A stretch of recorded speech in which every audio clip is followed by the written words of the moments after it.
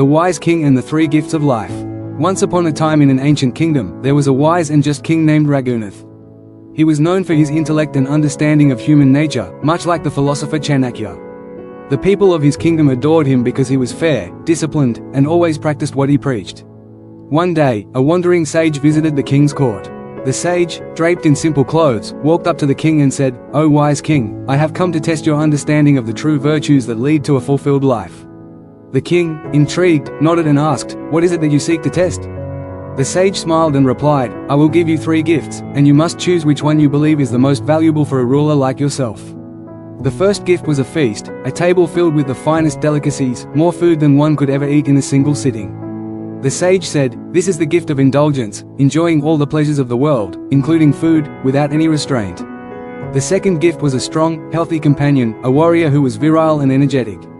"This is the gift of physical strength and vitality, useful for leading your people and for fulfilling your duties as a ruler," said the sage. The third gift was a pouch of gold coins and a note that said, "This is the gift of wealth. With this, you may give charity and help those who are in need, fulfilling your moral duty to your people." King Raghunath pondered for a moment. He could feel the allure of the feast, the desire for endless enjoyment, but he remembered that Chanakya had taught him to be temperate, to avoid excess in all things. The king knew that indulgence could lead to laziness and ruin, and that moderation was the key to true satisfaction. He then looked at the strong companion, who stood proudly and confidently beside him. Strength and vitality were indeed important, but the king knew that true power lay not only in physical strength but in the strength of character, the ability to lead with wisdom and compassion. Chanakya had often said, "A ruler's strength comes from his wisdom and his ability to be just, not just from his body." Finally, the king considered the pouch of gold coins. Wealth was important, but Chanakya's teachings on charity had always emphasized the responsibility that came with prosperity. The king knew that wealth was not to be hoarded but to be used for the betterment of his people. Charity was a noble act, especially for a ruler, and it required the strength to give when others were in need. After a long pause, King Raghunath smiled at the sage. "I choose the gift of charity," he said. "For with charity, I can help those in need, enrich the lives of my people, and ensure that my kingdom remains prosperous. The wealth I possess must be used wisely, as Chanakya teaches, and not wasted on indulgence or selfishness." The sage nodded with approval. "You have chosen wisely, O king.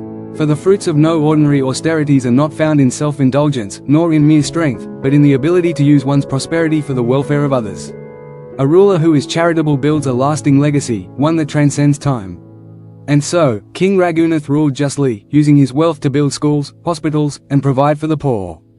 He was loved by his people, not because he was the strongest or indulged in pleasures, but because he had the wisdom to know that charity, moderation, and self-discipline were the true foundations of a great kingdom.